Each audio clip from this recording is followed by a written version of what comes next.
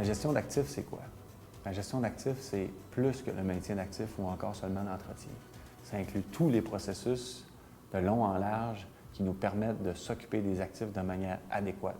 Donc, ça veut dire optimiser les investissements pour avoir les niveaux de service pour les gens qui utilisent ces actifs-là, tout en s'assurant qu'on maintient l'actif en bon état pendant toute sa durée de vie utile.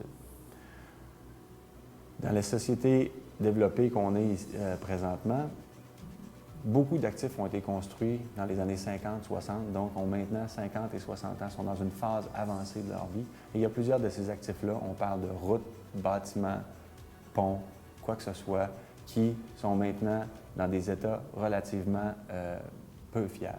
Donc, ils nécessitent des investissements importants. Au Québec, c'est particulièrement vrai. On a eu des épisodes un peu catastrophiques dans les 10 dernières années. Il y a eu l'effondrement du viaduc La Concorde. Il y a des pans de béton qui sont tombés sur des bâtiments qui ont blessé et tué des gens. Donc, ça a amené un certain éveil de conscientisation sur le fait que les actifs qu'on a, il faut les maintenir pour s'assurer qu'ils ne deviennent pas non seulement des dangers publics, mais de s'assurer de garder leur intégrité. Pour mettre en œuvre la gestion d'actifs, ça prend plusieurs choses. Donc, la gestion d'actifs, ce n'est pas une finalité en soi, c'est un moyen. Donc, avant tout, il faut connaître nos actifs. Pour connaître nos actifs, on a besoin d'informations sur ceux-ci. Pour avoir de l'information, bien, il faut transformer des données, leur donner un contexte pour ajouter de l'information. Donc, si on veut avoir de l'information sur l'état de nos bâtiments ou de nos infrastructures, il faut aller collecter cette information-là. Le plus souvent, ça se fait sous forme d'inspection ou d'audit. Donc, une fois que l'inspection a été collectée, on essaie de la transférer, idéalement dans une base de données, pour pouvoir avoir accès à cette information-là, puis avoir différents indicateurs qui nous permettent éventuellement de prendre des décisions. Ces informations-là ne sont pas suffisantes. On prend de l'information plus financière qui nous permettent éventuellement de faire des projections économiques dans le temps pour savoir combien qu'on aurait à investir pour maintenir nos actifs. Par la suite, c'est bien beau savoir, mais d'habitude, on a beaucoup de besoins. On a beaucoup de besoins, beaucoup d'investissements à faire, mais l'argent qu'on a disponible est limité. Donc, il faudra faire des choix. Faire des choix, ça veut dire prise de décision.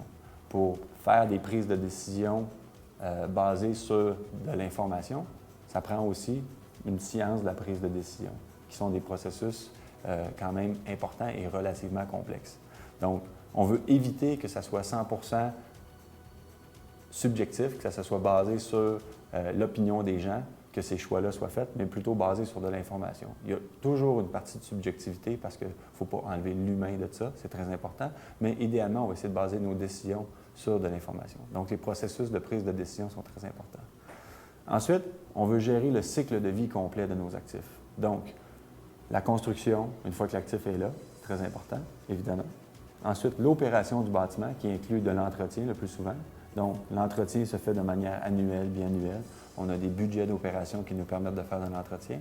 Mais, périodiquement dans le temps, on a des investissements à faire dans nos actifs. Ces investissements-là, c'est des grosses sommes d'argent qui sont souvent capitalisables, qu'on appelle des immobilisations. Puis, c'est celles-ci qu'on doit planifier dans un horizon à long terme, des horizons stratégiques qu'on appelle. Ensuite, on veut connaître le contexte réglementaire qui nous chapeaute. Donc, est-ce qu'il y a des contraintes environnementales? Est-ce qu'il y a des lois qui nous font qu'on doit faire des choix ou aller dans certaines directions ou d'autres règlements ou objectifs sectoriels qui vont nous encadrer? Éventuellement, une fois qu'on possède ou qu'on est assez évolué ou mature dans l'ensemble de ces processus-là, on peut avancer vers du développement durable.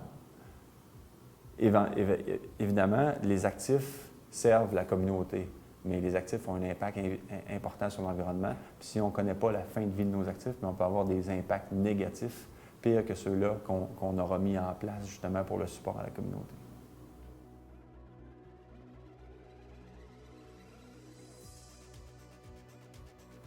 Chez Planifica, on essaie d'aider nos clients à savoir où est-ce qu'ils sont dans leur processus de gestion d'actifs. Donc, souvent, on a le nez collé sur l'arbre et on ne voit pas la forêt. Donc, on essaie de les faire ressortir pour pouvoir voir la forêt et identifier où est-ce qu'ils sont dans leur processus, leur niveau de maturité. Est-ce qu'ils sont à un niveau de base, un niveau intermédiaire? Mais chose certaine, c'est que tout le monde a le but de se rendre vers un niveau avancé. Donc, à un niveau avancé, on a l'ensemble des modules qu'on a discutés qui sont assez matures, qui permettent à une organisation d'être en contrôle de ses actifs et de déjà optimiser ses investissements. Souvent, plusieurs organisations identifient des besoins en maintien d'actifs, en entretien, en gestion d'actifs, mais ils ont rarement le portrait global de la gestion d'actifs. Puis, une fois qu'ils ont identifié un besoin, ils vont essayer d'aller chercher de l'information assez rapidement. Ils vont engager des firmes comme Planifica ou d'autres firmes pour aller chercher cette information-là, mais rarement ils ont pris le temps de réfléchir avant sur l'information qu'ils avaient vraiment besoin. Donc, on arrive, l'information leur est fournie et ils ont de la difficulté à l'utiliser à bon escient. Donc, on a, chez Planifica, par expérience, eu cette expérience-là à quelques reprises. Et maintenant, ce qu'on essaie de faire, c'est de se positionner en amont et ce qu'on appelle une phase zéro, ce qui permet de venir poser des questions, faire des questionnaires et établir ces besoins-là pour pouvoir venir préciser les informations qui seront collectées en fonction des besoins finaux de chacun des clients.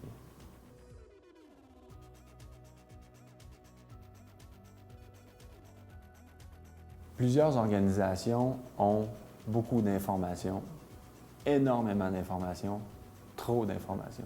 Ils nagent dans les données et l'information et qu'ils ne savent pas quoi en faire.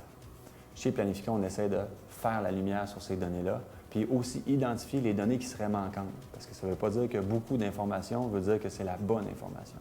Mais pour prendre des décisions en gestion d'actifs, ça prend la bonne information. Donc, c'est essentiel de faire une analyse au départ pour savoir les informations qui sont présentes et les informations qui sont manquantes, ce qui est appelé en anglais un gap assessment. À la lumière des résultats, on peut identifier justement les informations qui sont manquantes et choisir lesquelles sont les plus importantes à aller chercher pour pouvoir avancer dans notre processus de gestion d'actifs puis évoluer dans notre maturité. Chez Planifica, on a développé une très bonne expertise sur la collecte de données sur les infrastructures, notamment les infrastructures immobilières. Donc, le processus de collection de données en est un très important qui peut être relativement cher.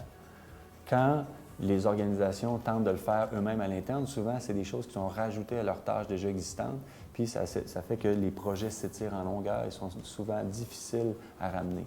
De plus, ce n'est pas toujours facile d'identifier laquelle information on va aller chercher, sous quel format, dans quel but. Donc, chez Planifica, on a une très bonne expertise là-dedans et on a développé nos propres formulaires qu'on a éventuellement informatisés. Donc, maintenant, on a des formulaires sous forme de tablettes qui nous permettent d'aller collecter de l'information efficacement, rapidement, sans perdre de temps à faire de la retranscription de données.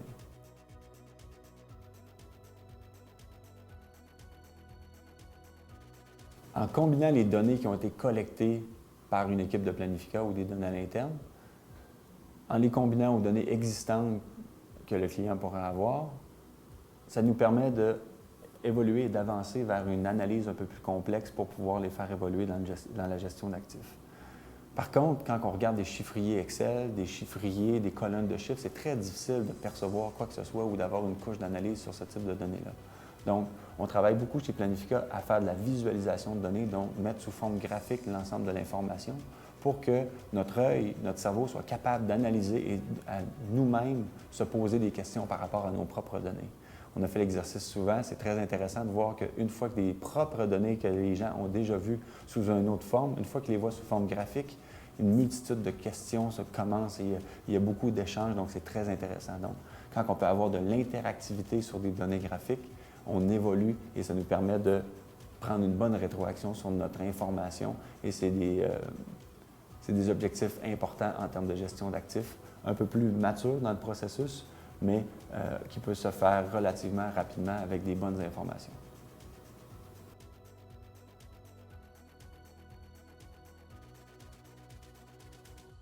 Donc, en termes de gestion d'actifs, au Québec, on a eu un éveil récent par rapport à ça. Comparativement à ce qui se passe dans le monde, on a un certain retard, si on peut dire, comparativement à ce qui se fait aux États-Unis, en Angleterre, ainsi qu'en Australie et en Nouvelle-Zélande. Les trois derniers que je viens de nommer, l'Angleterre, l'Australie et la Nouvelle-Zélande, sont définitivement ceux qui sont les plus avancés par rapport à des processus de gestion d'actifs qui sont implantés à tous les niveaux, soit au gouvernement, en termes de politique, au niveau des institutions et au niveau de l'industrie. Donc, il y a vraiment des vases communicants entre chacun de ces niveaux-là, de ces paliers-là, qui permettent vraiment d'avoir globalement une meilleure gestion des actifs dans ces pays-là. Donc, on pourrait s'attendre à ce que le même actif dans les pays qu'on a nommés coûte moins cher sur leur durée de vie totale que ce qu'il pourrait coûter au Québec maintenant. Chez Planifica, on tente de s'aligner sur les objectifs d'affaires stratégiques des organisations afin de les outiller avec de l'information pertinente et uniforme. Ceci sert à prioriser et optimiser les investissements pour améliorer les processus de gestion d'actifs physiques.